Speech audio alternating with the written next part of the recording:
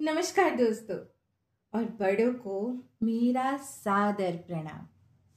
मैं आकांक्षा स्वागत करती हूँ आप सभी का अपने YouTube चैनल अच्छी सच्ची बातें पर। तो बताइए कैसे हैं आप। आशा करती हूँ अच्छे हैं और उस परम कृपालु परम शक्ति से प्रार्थना करती हूँ कि अच्छे और स्वस्थ रहें आप। आज का वीडियो जैसे कि आप स्क्रीन पर देख ही रहे हैं, आज का वीडियो जी हाँ श्री गुरु नानक देव जी पर आधारित है।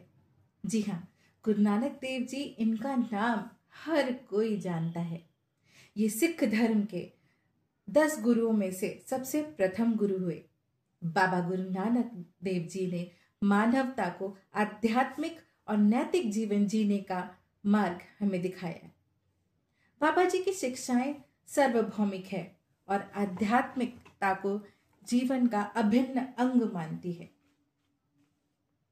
उनकी आध्यात्मिक शिक्षाओं को यूं यदि हम संक्षिप्त में निम्नलिखित बिंदुओं से समझ सकते हैं, जैसे ईश्वर की एकता, एक ओंकार।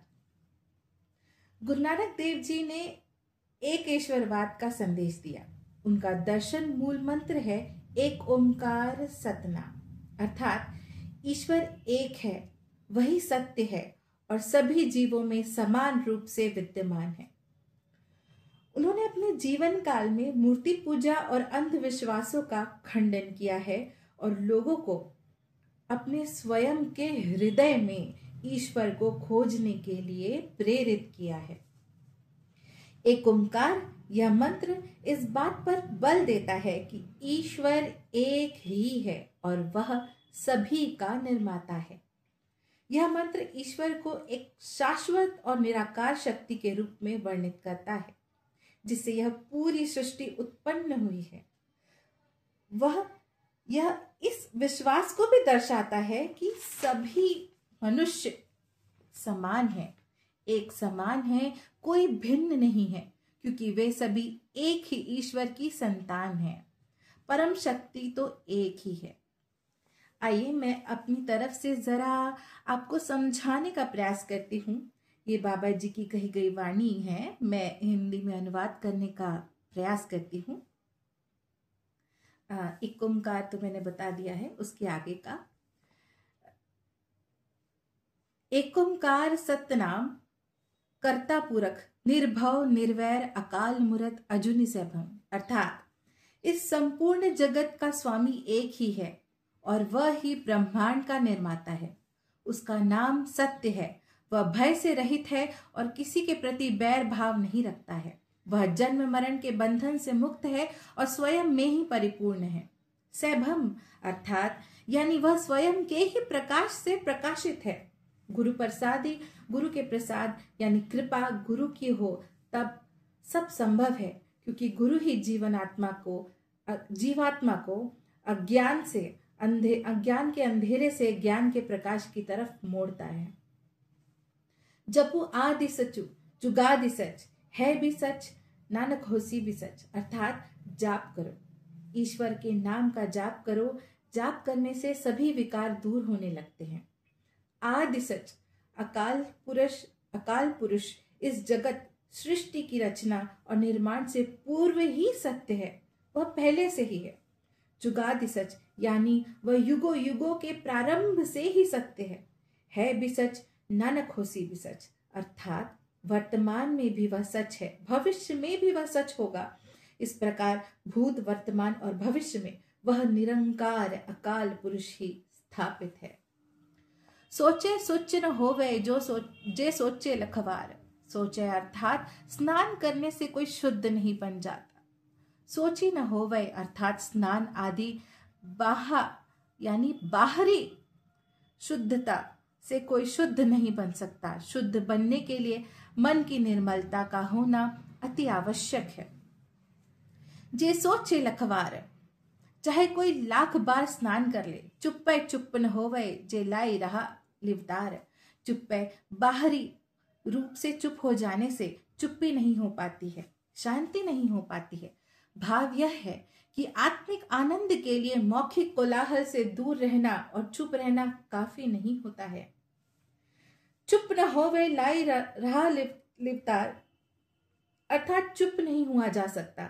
आत्मिक शीतलता और ठहराव प्राप्त नहीं किया जा सकता है जब तक वह जीव सांसारिकता से जुड़ा रहता है और हृदय के विकारों से स्वयं को दूर नहीं करता है। आशय यह है कि चुप हो जाने से आंतरिक शांति चुप्पी को प्राप्त नहीं किया जा सकता है। आंतरिक शांति तभी प्राप्त होती है जब जीव अपने हृदय से विषय विकारों को दूर नहीं करता।